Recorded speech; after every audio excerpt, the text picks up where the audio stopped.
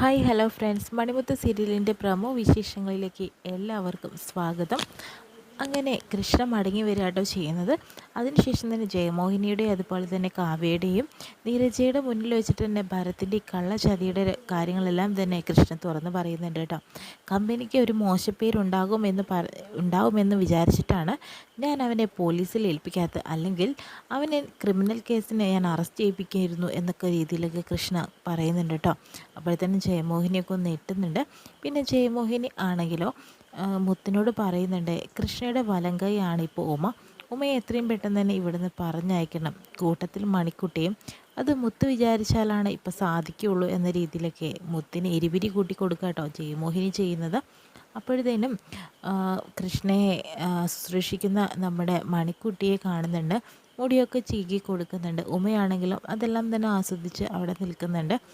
ഒരു അച്ഛൻ്റെയും മകളുടെയും സ്നേഹം കണ്ടുകൊണ്ട് നിൽക്കുക കേട്ടോ ഉമ. അതുകൊണ്ട് തന്നെ കാവ്യയുടെ അടുത്ത് പോയിട്ട് കാര്യങ്ങളെല്ലാം തന്നെ മുത്ത് പറയുന്നുണ്ട്.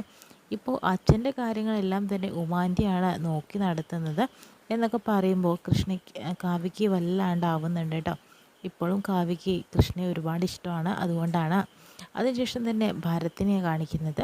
ഭരത് ഒന്നും അറിയാത്ത പോലെ നിൽക്കുകയാണ് കേട്ടോ ചെയ്യുന്നത്. ഈ ചതിയൊന്നും താനല്ല ചെയ്തതെന്ന രീതിയിൽ തന്നെ കാവ്യ ചോദിക്കുന്നതിനൊന്നും തന്നെ മറുപടി ഭരത്തിന് പറയാനില്ല.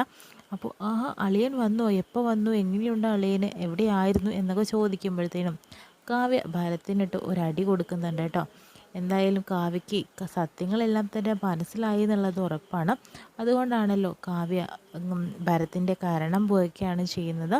എന്തായാലും ഇനി കൃഷ്ണയും കാവ്യയും ഒന്നാകുമെന്നുള്ള കാര്യത്തിൽ യാതൊരു തര സംശയമില്ല. കാരണം കൃഷ്ണയെ ഇത്രയും ഉപദ്രവിച്ചിട്ടുണ്ട്, ഭരത്തിന് ശിക്ഷ നൽകിയിട്ടുണ്ടെങ്കിൽ കൃഷ്ണയെ എന്തായാലും താൻ സ്വന്തമാക്കുമെന്ന രീതിയിൽ തന്നെയാണ് കാവ്യ അങ്ങോട്ട് പറയുന്നത്.